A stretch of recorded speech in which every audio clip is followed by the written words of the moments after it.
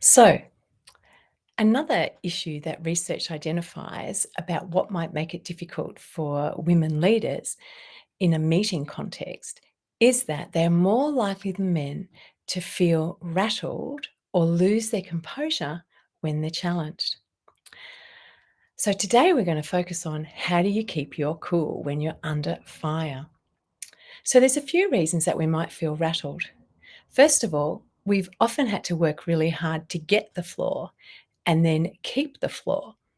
So we then might be feeling that extra pressure. So our amygdala gets triggered, and that puts us into that fight, flight, or freeze mode.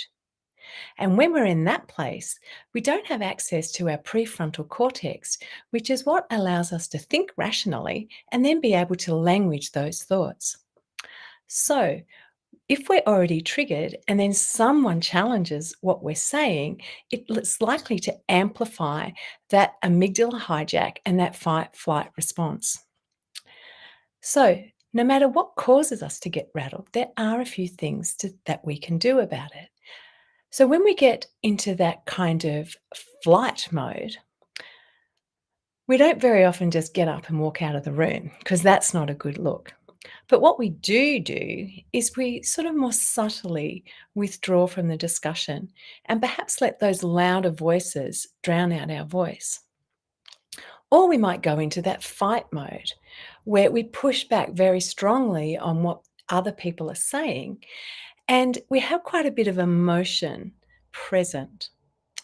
And what happens here, as we talked about yesterday, is that that can cause us to be perceived as aggressive. So then people start to focus on our emotion rather than our message, which means that we've lost our opportunity to influence. And then sometimes we might go into that freeze mode where we try really hard to defend our rationale.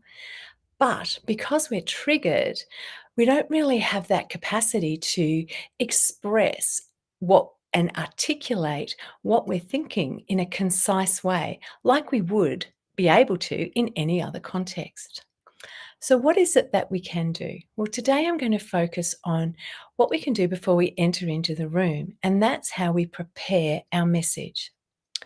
So, first of all, think about who is going to be present in that meeting because they're your audience. What are their needs? What are their objections? Why would they listen to you about the thoughts that you want to share?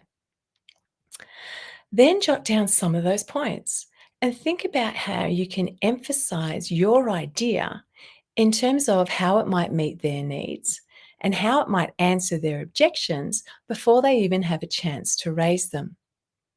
Now, I get this can be an incredibly hard task, particularly if they don't see any benefit to them of your idea or it's going to cost them significantly in some way. So, we get really focused in on communicating a compelling why. And I like to think of this in terms of the WIFM, that is WIIFM. And it stands for what's in it for me. Except you're not the me. The people in the meeting is your me. And the more that you can think about it from their perspective, the more influential you can be. I get that it takes effort and you actually have to get to know your audience, which takes even more effort. But it's the best way to guarantee that you will produce the results that you're hoping for.